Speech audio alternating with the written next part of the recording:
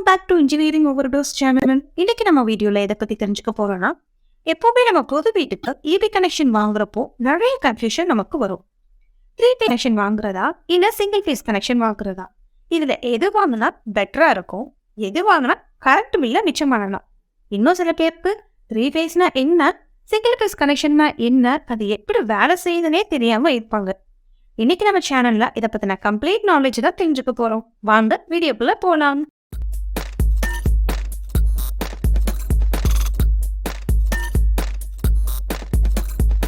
கரண்ட்ல 2 விதமான கரண்ட் நமக்கு தெரியும். ஒன்னு ஏசி கரண்ட், இன்னொன்னு டிசி கரண்ட். இந்த ஏசில மட்டும்தான் 3 face connect, single phase connection 2 variant வரும். டிசியை பொறுத்தவரை அதுல எந்த வேரியன்ட்டும் கிடையாது. இப்போ இந்த 2 கனெக்ஷனுக்கும் இருக்கிற பேசிக்கான டிஃபரன்ஸ் நம்ம என்னன்னு தெரிஞ்சுக்கலாம். சிங்கிள் ஃபேஸ் கனெக்ஷன்னால ஹெவி லோட ஹேண்டில் பண்ண முடியாது. பட் 3 ஃபேஸ்னால அதிகமான லோட கூட ஈஸியா ஹேண்டில் பண்ண முடியும். இன்னும் ரொம்ப ஈஸியா புரியுற மாதிரி சொல்லணும்னா, ஒரு எக்ஸாம்பிளுக்கு ஹைவே எடுத்துக்கிட்டா, சிங்கிள் லைன் ஹைவேன்னா பாத்தீங்கன்னா கொஞ்சம் வெயிட்டிங்க தான் உங்களால பேரலா டிராவல் பண்ண வைக்க முடியும். ஒரு கார் 2 2 வீலர் பேரலா ஒரே டைம்ல போக முடியும். அதுவே அதோட சேர்த்து ஒரு பெரிய ட்ரக்கையும் உள்ள அனுப்புனா எந்த வெஹிக்கிளும் மூவ் ஆகாது.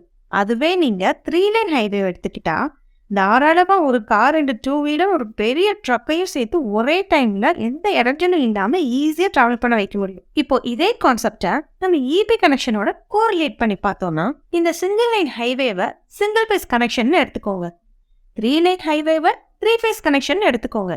எப்படி இந்த சிங்கிள் லைன் ஹைவேனால நிறைய வெஹிக்கிள ஒரே டைம்ல ஹேண்டில் பண்ண முடியலையோ, அதே மாதிரிதான் இந்த சிங்கிள் ஃபேஸ் கனெக்ஷன்னாலையும் ஒரே டைம்ல அதிகமான லோட ஹேண்டில் பண்ண முடியாது. பட் 3 ஃபேஸ் கனெக்ஷனால ஹெவி லோடையும் ஈஸியா ஹேண்டில் பண்ணிக்க முடியும். எப்படி 3 லைன் ஹைவே மாதிரி. இப்போ நம்ம இந்த 2 கனெக்ஷனுக்கு பேசிக்கான டிஃபரன்ஸ் தான் தெரிஞ்சுக்கிட்டோம். இப்போ இந்த 2 கனெக்ஷனோட டெக்னிக்கல் டிஃபரன்ஸ் என்னங்கிறதையும் தெரிஞ்சுக்கலாம். சிங்கிள் ஃபேஸ்க்குன்னு தனியா எந்த ஜென்ரேட்டிங் சிஸ்டமும் கிடையாது. 3 ஃபேஸ் ஜென்ரேட்டர் தான் பவர் பிளான்ட்ல யூஸ் பண்ணிட்டு இருக்காங்க. இந்த 3 ஃபேஸ்ல இருந்து ப்ரொடியூஸ் ஆகுறது தான் நம்ம சிங்கிள் ஃபேஸ்க்கு கன்வெர்ட் பண்ணிக்கிறோம். இந்த 3 ஃபேஸ் சிஸ்டமை இன்வென்ட் பண்ணது நிக்கோலா டெஸ்லா. இந்த 3 ஃபேஸ்னால தான் வேர்ல்டுல எல்லா பிளேஸ்க்கும் கரண்ட்டை ஈஸியா டிஸ்ட்ரிபியூட் பண்ண முடியுது. சிங்கிள் ஃபேஸ்ங்கிறது 2 வயர் சிஸ்டம். அதாவது இதுல ஃபேஸ் அண்ட் நியூட்ரல் மட்டும்தான் இருக்கும். இந்த ஃபேஸ்க்கும் நியூட்ரலுக்கும் நடுவுல வோல்டேஜ் செக் பண்ணி பார்த்தீங்கன்னா 230 வோல்டேஜ் வரை இருக்கும். இந்த 3 ஃபேஸ் கனெக்ஷன் பார்த்தீங்கன்னா 2 டைப்ஸ் இருக்கு.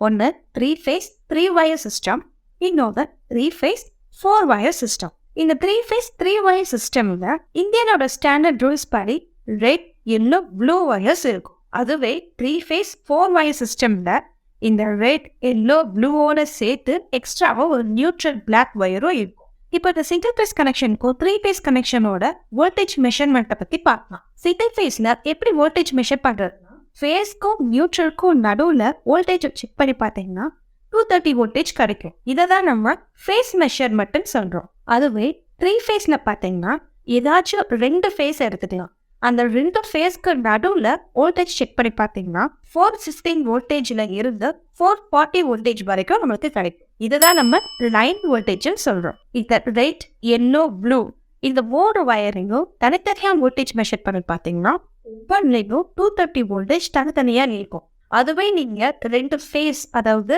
ரெட்டுக்கும் எல்லோக்கும் இல்ல எல்லோக்கும் ப்ளூக்கும் 2 ஃபேஸை எடுத்து நீங்க வோல்டேஜ் செக் பண்ணி பார்த்தீங்கன்னா அதுல 415 வோல்டேஜ் டு 440 வோல்டேஜ் வரைக்கும் இருக்கும். அதுவே நீங்க ரெட் அண்ட் நியூட்ரல் வயரை நீங்க செக் பண்ணி பார்த்தீங்கன்னா, நீங்க எல்லோ அண்ட் நியூட்ரல் வயரை வச்சு செக் பண்ணி பார்த்தீங்கன்னா அதுல உங்களுக்கு வோல்டேஜ் 230 வோல்டேஜ் தான் கிடைக்கும். சரி, இந்த 2 வேரியன்ட்ல எதை நம்ம வீட்டுக்கு சூஸ் பண்ணலாம் அப்படின்னு பார்க்கறதுக்கு முன்னாடி பேசிக்கா இன்னும் சில விஷயங்களை நீங்க தெரிஞ்சுக்க வேண்டியது இருக்கு.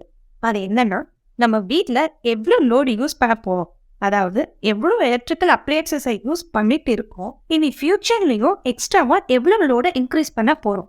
ஒரு எக்ஸாம்பிளுக்கு எக்ஸ்ட்ராவா ஒரு வாட்டர் ஹீட்டர், ஏசில லோட இன்க்ரீஸ் பண்ணிக்க வாய்ப்பு இருக்கு.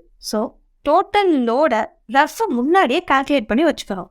அதாவது நம்ம யூஸ் பண்ற எல்லா எலக்ட்ரிக்கல் எக்யூப்மெண்ட்டுக்கும் வாட்ஸ் கெப்பாசிட்டி இருக்கும். நம்ம வீட்டில் இருக்கிற ஒவ்வொரு எக்யூப்மெண்ட்டும் எவ்வளோ வாட்ஸ் இருக்குது, ஸோ ரஃபா டோட்டல் வாட்ஸ் எவ்வளோன்னு கால்குலேட் பண்ணி வச்சுக்கோங்க. ஆல்ரெடி ஒரு வீடியோவில் வாட்ஸ் எப்படி கால்குலேட் பண்ணுறதுன்னு போட்டிருப்போம். உங்களுக்கு வேணும்னா அந்த வீடியோவையும் செக் பண்ணிக்கோங்க. அந்த வீடியோட லிங்க் கீழே இருக்கிற டிஸ்கிரிப்ஷன் பாக்ஸில் கொடுக்குறேன், அங்கே போய் செக் பண்ணிக்கோங்க. நார்த் அமெரிக்காவில் பார்த்தீங்கன்னா அங்கே இருக்கிற ஸ்டாண்டர்ட் ரூல்ஸ் என்னன்னு பார்த்தீங்கன்னா, 3 ஃபேஸ் கனெக்ஷனை ஃபேக்ட்ரியை ரன் பண்ணுறவங்களுக்கும் இண்டஸ்ட்ரீஸை ரன் பண்ணுறவங்களுக்கும் இப்படி கமர்ஷியல் பர்பஸ்க்கு மட்டும்தான் 3 phase கனெக்ஷனை கொடுப்பாங்க. மற்றபடி ரெசிடென்ஷியல் பர்பஸ், அதாவது வீட்டை உபயோகத்துக்குன்னா சிங்கிள் பேஸ் கனெக்ஷன் தான் கொடுப்பாங்க. எவ்வளோ பெரிய வீடாக இருந்தாலும் சரி, எவ்வளோ லோட் யூஸ் பண்ணாலும் சரி, சிங்கிள் பேஸ் கனெக்ஷன் தான் கொடுப்பாங்க. பட் இந்தியாவை பொறுத்தவரை இந்தியன் எலக்ட்ரிசிட்டி போர்டோட ஸ்டாண்டர்ட் ரூல்ஸ் என்னன்னு பார்த்தீங்கன்னா, உங்கள் வீட்டில் நீங்கள் 5000 வாட்ஸ்க்குள்ளே யூஸ் பண்ணுறதா இருந்தால் சிங்கிள் பேஸ் கனெக்ஷனை கொடுப்பாங்க. 5000 வாட்ஸ்க்கு மேலே நீங்கள் போனீங்கன்னா 3 phase கனெக்ஷனை கொடுப்பாங்க. ஒரு எக்ஸாம்பிளுக்கு 1 BHக்கு இல்லை 2 BHக்கு வீடெல்லாம் எடுத்துக்கிட்டிங்கன்னா, அந்த வீட்டில் அதிகபட்சமாக நீங்கள் யூஸ் பண்ணுற லோட் பார்த்தீங்கன்னா 4000 வாட்ஸ் கூட தாண்டாது. அப்படி இருக்கிற பட்சத்தில் நீங்கள் சிங்கிள் பேஸ் கனெக்ஷனே எடுத்துக்கலாம். பெரிய பங்களா வீட்டில் இருக்கீங்கன்னா ஏகப்பட்ட ஃப்ளோர்ஸ் இருக்கும், ஏகப்பட்ட ரூம்ஸ் இருக்கும், எல்லாத்துலேயுமே ஏசி யூஸ் பண்ணுவீங்க, வாட்டர் ஹீட்டர் யூஸ் பண்ணுவீங்க. கண்டிப்பாக அங்கே 5000 வாட்ஸ்க்கு மேலே தான் யூஸ் பண்ணுவீங்க. ஸோ அவங்களாம் கண்டிப்பாக நீங்கள் 3 phase கனெக்ஷனுக்கு போகிறது தான் பெஸ்ட். இங்கே ஒரு விஷயம் நோட் பண்ண வேண்டியது இருக்கு. என்னன்னா, சிங்கிள் பேஸ் கனெக்ஷனில், அதாவது ஒரே ஃபேஸில் அதிகமான லோடை கன்சியூம் பண்ணும்போது லோட் அன்பேலன்ஸ்ங்கிற கான்செப்ட் வர்றதுக்கு வாய்ப்பு இருக்குது. அப்படின்னா என்னன்னு பார்த்தீங்கன்னா, நம்ம வீட்டில் இருக்கிற எல்லா எலக்ட்ரிக்கல் எக்யூப்மெண்ட்டும் அட் அ டைமில் ஆனில் இருந்துச்சுன்னா voltage supply லோவாகி current flow அதிகமாயிரும்.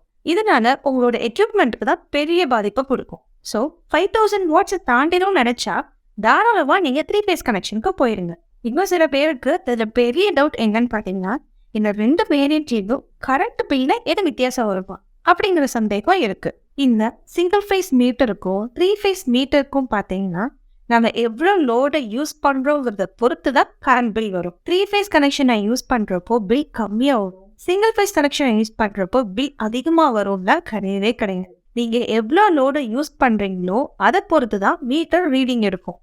Suppose single phase energy மீட்டராக இருந்தால் அது சிங்கிள் ஃபேஸில் எவ்வளோ லோடை எடுக்குது அதை தான் கால்குலேட் பண்ணி யூனிட்டாக கொடுக்கும். 3 phase எனர்ஜி மீட்டராக இருந்தால் 3 phaseல இருந்து தனித்தனியாக எடுக்கிறத சிங்கிளாக கால்குலேட் பண்ணி அதை யூனிட்டாக கொடுக்குது. ஸோ இந்த டவுட் இதில் உங்களுக்கு கிளியராக இருக்குன்னு நினைக்கிறேன். ஸோ டொமஸ்டிக் பர்பஸ்க்கான கவர்மெண்ட்டோட பில் டேரிஃபை பொறுத்தவரை நீங்கள் எவ்வளோ லோட உங்கள் வீட்டில் யூஸ் பண்ணுறீங்களோ அதை பொறுத்து தான் கரண்ட் பில் வரும். ஸோ கரண்ட் பில்லில் பெருசாக எந்த டிஃபரன்ஸும் வரப்போகிறது கிடையாது. ஃபைனலி இந்த வீடியோவில் இந்த 2 கனெக்ஷனோட பேசிக் டீட்டெயில்ஸ் என்னங்கிறத தெரிஞ்சுக்கிட்டோம். இந்த வீடியோ கண்டிப்பாக யூஸ்ஃபுல்லாக இருக்கும்னு நினைக்கிறேன். இந்த வீடியோ பிடிச்சிருந்ததுன்னா கண்டிப்பாக லைக் பண்ணுங்கள், கமெண்ட் பண்ணுங்கள், ஷேர் பண்ணுங்கள்.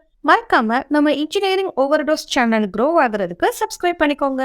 மேலே இன்னொரு இன்ட்ரெஸ்டிங்கான வீடியோட உங்களை மீட் பண்ணுறேன். Until then, take care, bye bye. EOD signing off. Thanks for watching.